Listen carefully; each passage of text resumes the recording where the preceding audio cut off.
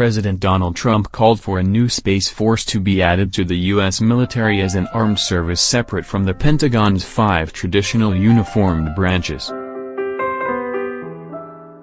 When it comes to defending America, it is not enough to merely have an American presence in space, Trump said Monday at a White House event on space policy. We must have American dominance in space. Trump has been considering creation of a Space Force for months over resistance from the Air Force, which currently oversees military space programs.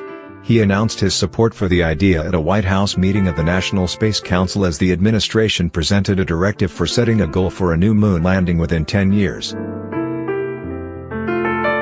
Congress would have to approve a new military service, and lawmakers have been divided on the idea. Much of the push to formalize an off-planet branch of the U.S. Armed Forces is motivated by space investment by Russia and China, the latter of which is eager to establish itself as a superpower with plans for an orbiting space station and a permanent outpost on the Moon.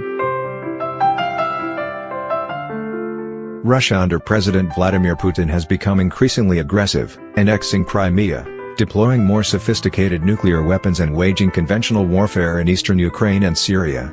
He, too, has aspirations for a military role in space.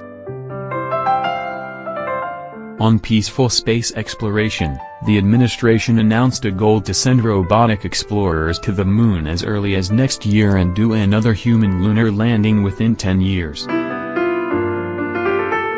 The push could result in the first Americans stepping foot on the Moon's surface 55 years after doing so for the first time. The directive also calls for better tracking and monitoring of space debris as commercial and civil space traffic increases. The 1960s-era Apollo program to land U.S. astronauts on the Moon was driven by President John F. Kennedy's famous challenge and zealously funded by a Congress motivated by the Soviet Union's perceived existential threat. That goal was achieved by the crew of Apollo 11 in 1969.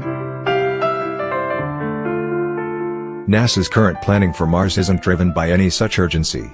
The agency's priorities tend to change depending on the administration. Under President George W. Bush, NASA was directed to return to the Moon, while President Barack Obama set Mars as the longer-term priority.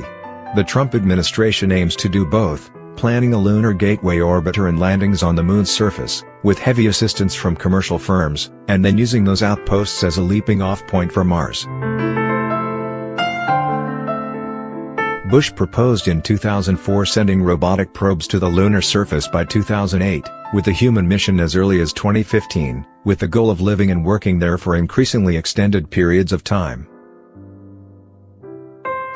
NASA estimated in 2005 that the Bush program to return to the Moon, cancelled by Obama, would cost $104 billion. The Trump administration didn't immediately provide a cost estimate.